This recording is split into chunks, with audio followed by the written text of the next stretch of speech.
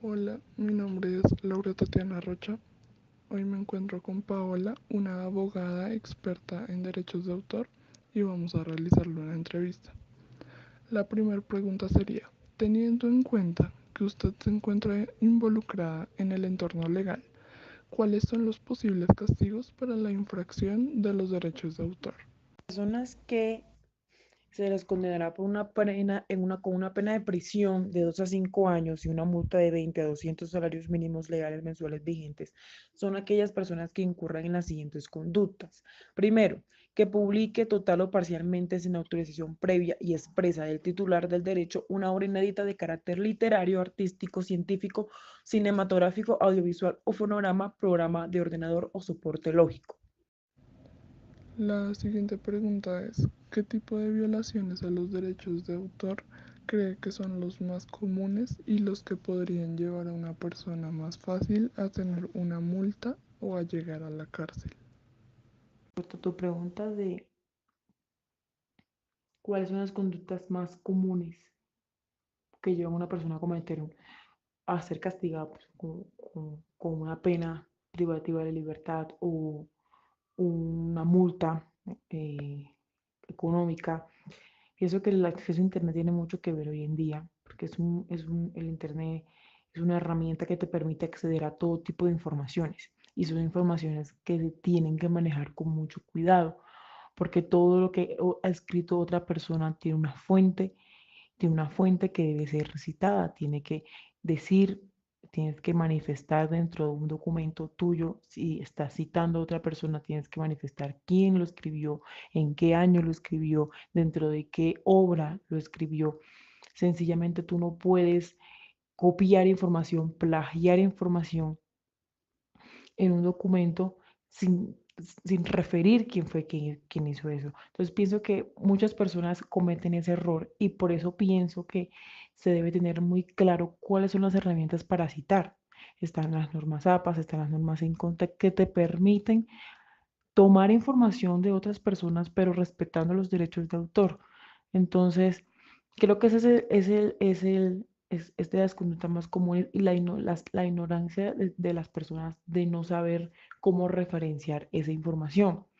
Que inscriba en el registro de autor con nombre de persona distinta del autor verdadero o con título cambiado o suprimido, con el texto alterado, deformado, modificado o mutilado, o mencionando falsamente el nombre del editor o productor de una obra de carácter literario, artístico, científico, audiovisual o fonograma, programa de ordenador o soporte lógico. Bueno, la siguiente pregunta es, ¿considera que la ética está relacionada con los derechos de autor? ¿Por qué cree que está o no relacionada? Con referencia a la ética y a los derechos de autor, por supuesto que sí va muy relacionado, porque uno debe respetar las ideas y lo que otra persona ha elaborado de su esfuerzo y de su conocimiento y de la investigación que haya realizado para crear ese documento, para crear esa obra. Entonces, sí pienso que tiene tiene que ver mucho que ver la ética con los derechos de autor, porque generalmente pasa que pues lees una información y por el hecho de haberla leído o haberla encontrado, crees que la puedes tomar como tuya. Y eso no debe ser así, uno tiene que tener una ética profesional y uno debe respetar las ideas de tus colegas e incluso de no colegas, de otras personas profesionales, pues que se han esforzado y han investigado en millones de temas que puedes encontrar y debes siempre respetar y siempre citar de manera correcta las ideas de esa persona. Hablando un poco de Internet y el tema digital, ¿usted piensa que la inmediatez de la Internet afecta en cierta medida a los estudiantes o a cualquier persona al redactar o presentar un trabajo, ensayo o demás? ¿Por qué lo cree? Por supuesto que el Internet tiene que ver o influye mucho en los estudiantes al momento de realizar un ensayo, de realizar un documento, algún trabajo, en la medida en que, como te mencionaba anteriormente, el Internet tiene una infinidad de información de todas las fuentes y hay infinidad de páginas que te arrojan documentación, información que no tiene ningún tipo de fuente, que no sabes de dónde proviene, que no sabes quién lo dijo. Y yo invito a los estudiantes, o creo que los estudiantes deben alejarse de esas páginas web y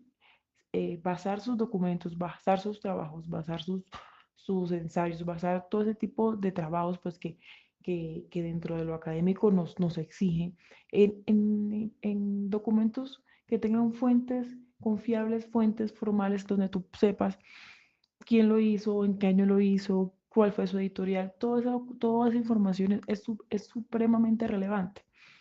y todos los profesores deberían exigir que se cite toda la información que se redacta.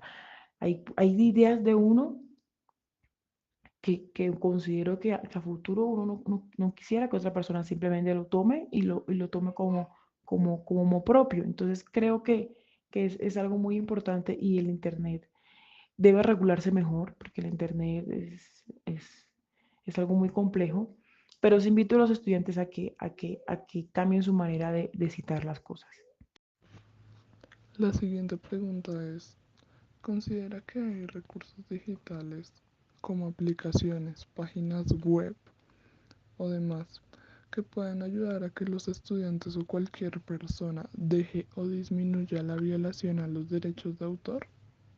De la pregunta, en la medida que si existen herramientas o aplicaciones que permiten disminuir el plagio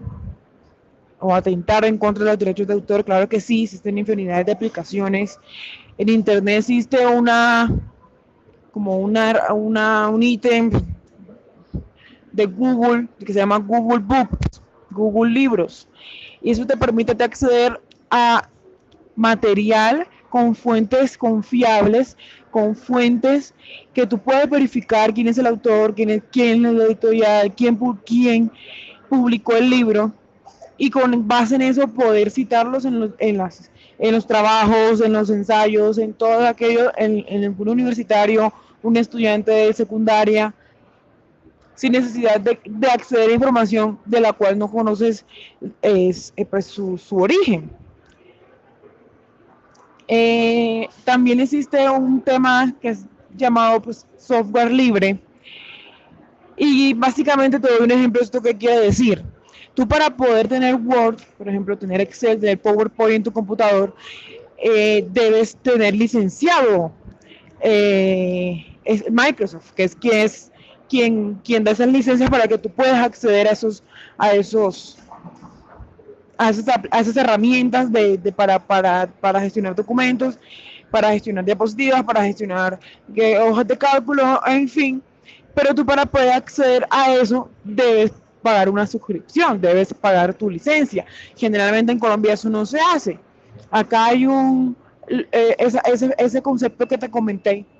comentaba, que es el software libre, y donde tú puedes acceder de manera gratuita para realizar toda esa gestión de documentos sin necesidad de pagar, de suscribirte, porque muchas personas no tienen los recursos y estás cumpliendo con la ley y no estás violando ningún tipo de derechos de autor. Entonces, básicamente es como la respuesta que tengo a esa pregunta. Bueno, como última pregunta, hay páginas tales como Turnitin, Blackscan, entre otras para detectar en los escritos si se ha cometido plagio. Desde su punto de vista, ¿cree que estas tienen un 100% de efectividad? Referencia a las páginas o a las aplicaciones que ayudan a detectar plagio en un documento, ninguna de esas aplicaciones son 100% confiables. Cada aplicación de esas tiene una base de datos y es una base de datos que no es infinita y que tiene un margen de error en la medida en que no va a poder abarcar toda la información pues que hay en el mundo, porque es algo exorbitante que es imposible que una aplicación pueda darte un 100% de cumplimiento al detectar un plagio de un documento, pero sí es muy efectivo y se ayuda mucho para detectar cuando una persona está tomando ideas e información de otra sin sus respectivas referencias.